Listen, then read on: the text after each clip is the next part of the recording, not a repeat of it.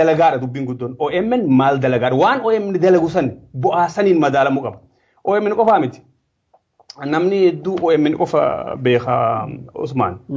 Ana akka nama miidiyaa tokkotti qooda OMN ol yoo ta'e malee gad kan ta'e kan gumaachaa jiru Feesbuukii Jawaar Mohaammed. Falwara miliyoona tokkoo fi cinaadhaa ol qaba. Falwara kun hundi falwara mataa fi qaba. Sakandii takka keessatti Jawaar namoota miliyoona hedduu adrees godha.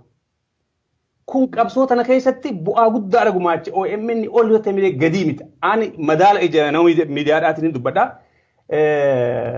Kanaaf qoodni Jawaar Mohaammed gama Facebook gama maanajimentii OMN qofa osoo hin ta'in gara Facebook isaatiin sun hojii tirfiidha.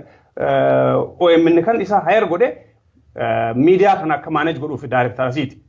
Facebookiin isaa immoo dabalataan jechuudha. Dabalataan waan inni uummata Oromoodhaatiif gumaache. Kanaafis Jawaarlee irra deebi'eetiin galatoomfachuu barbaada. Faayidaa namaa akkuma jette kan beekamu yooma nama biraa du'ee fi yooma nama biraa godaane jedhama. Faayidaan nam tokko kan beekamu qoodna namni tokko namaaf qabu kanaaf namoota eenyuyyuu haa ta'u uummata Oromootiif bu'aa bahii keessa qaxxaamuruu fi akkasumas uummataaf hojjetu galateeffachuunis barbaachisaadha. Akkana dhugaa jiru kaasuunis waan jiruuti. Haa ta'u mee gama Yasmiin yoo